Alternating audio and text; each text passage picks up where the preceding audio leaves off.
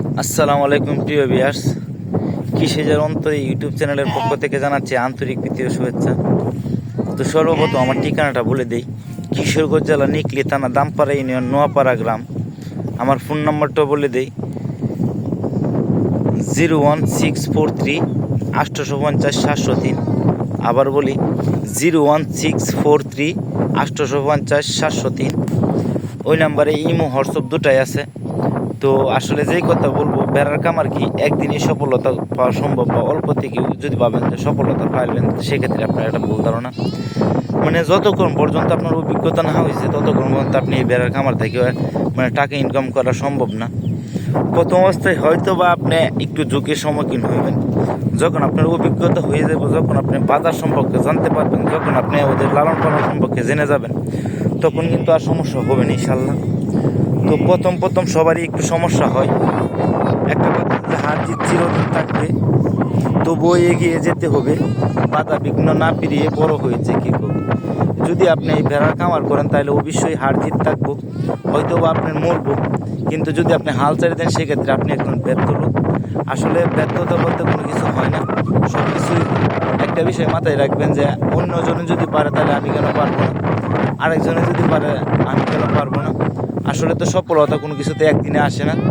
আজ থেকে মানে যারা দেখবেন বড় বড় কোনো কিছু করছে, তারা একদিনে কোনো কিছু করতে পারে নাই। আসলে যদি আপনি চান বা প্রচুর পরিমাণ মনোবল থাকে, তাহলে আপনার আটকে রাখার মতো কেউ মানে নাই।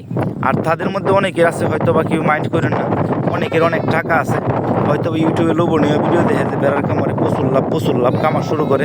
হয়তো বা তারা কামার শুরু করার পরে 2 মাস 3 মাস 4 মাস সর্বোচ্চ 6 মাস পালার পরে দেখতেছে যে মানে বেড়াগুলো লোক দিয়ে লালন পালন করে, এত বেশি খাওয়ায় ফ্যাট করে দিতে পারে না, বেড়ার বাচ্চা টিহে না, বেড়ার নানান ধরনের রোগ হয়। আসলে নতুন অবস্থায় একটু সমস্যার সম্মুখীন হইতেই হইব। যেহেতু আপনি বুঝেন না, আপনি একবারে ট্রেডিং করে আসবেন, পানি সম্পদ অধিদপ্তর থেকে আপনি 6 মাস ট্রেডিং করে আসবেন, তারপরে এই সমস্যাগুলো আপনার হবেই। যখন আপনি ভেড়াগুলোর খামারে আনবেন, খামারে আনার পরে প্রথম কাজ থাকবে ওই লোক আপনার ওদের কৃমি করা।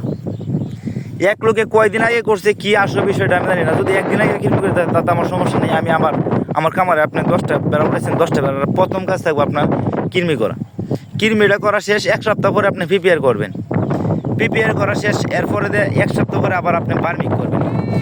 যদি 21 দিন সময় পান নতুন অবস্থা ভেড়া উঠানোর পরে, খামারে উঠানোর পরে যদি 21 দিন সময় পান, তাহলে ইনশাল্লাহ মানে আপনার বুঝতে হবে যে আপনার খামারে আর কোনো সমস্যা হবে না।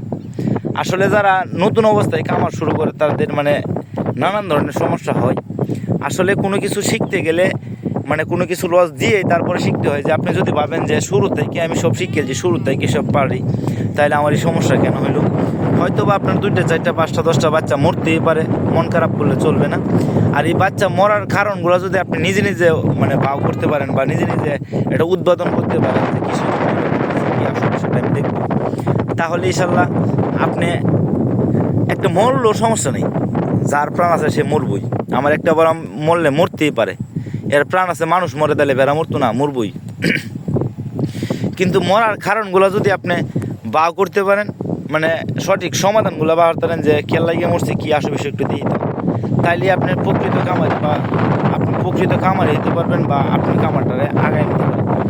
মরতে পারে মানে মানুষ মরণশীল, প্রাণীও মরণশীল। হয়তো বা সঠিক সময় যদি সঠিক চিকিৎসা বা সেক্ষেত্রে মরে না। আল্লাহর রহমতেও আপনাদের ভালোবাসায় মোটামুটিভাবে আমার খামারে কোনো সমস্যা হয় না। হয়তো যেইগুলো হয় টুকটাক, যেইগুলা ছোটো রোগ হয়, আমার কাছে মনে হয় যেগুলো রোগ হয় না। কিন্তু আপনি যখন নতুন অবস্থা হইবেন, নতুন অবস্থায় এই খামারগুলো করবেন, তখন এই রোগটারে আপনি বিরাট রোগ ভাববেন বা সিরিয়াস সমস্যা ভাববেন। আর তাদের জন্য আমি এই নাম্বারটা দিয়ে দিছি। আসলে কারো উপকার করলে আমার কাছে ভালো লাগে, কারো যদি একটু সঠিক পরামর্শ দিতে পারে তারপরে আমার কাছে ভালো লাগে। যদি মনে করেন যে আপনাদের খামারে ছোট্টখাট্টো কোনো সমস্যা হয়, মানে আমি যতটুকু পারি, আমার যতটুকু অভিজ্ঞতা আছে ততটুকু অভিজ্ঞতা দিয়ে আপনাদের হেল্প করার চেষ্টা করবো ইনশাল্লাহ। তো প্রথম অবস্থায় এই যে সমস্যাগুলো বলছি না, ছোট্ট একটা সমস্যা, হয়তো চোখে ছানি পড়ছি, এটা কিন্তু এত আহামরি সমস্যা না। আমি জানি যে 2 দিন ড্রপ দিলে বা 3 দিন ড্রপ দিলে এটা শেষ হয়ে যাবে। কিন্তু যখন আপনি নতুন বুঝবেন, নতুন খামারটা শুরু করবেন, তখন হয়তো ভাববেন যে এটা চোখের ছানি পড়ছে, কী করা যায়, কী আসল বিষয়। আসলে এটা কি ড্রপ দেন, কোনটা কার্যকরী। আসলে ওইটা প্রথম অবস্থায় আপনি বুঝবেন না, যখন আমি জানি যে এই ড্রপটা দিলে এটার ক্লিয়ার, চোখের সানি ক্লিয়ার, সমস্যা নেই। যে যেমন ডক্টরের নাম হলে আমি বলে দিই যে সিবুডেক্স। মনে রাখেন যে যদি কোনো ভেড়ার চোখের ছানি পড়ে সেক্ষেত্রে আপনি সিবুডেক্স ব্যবহার করবেন।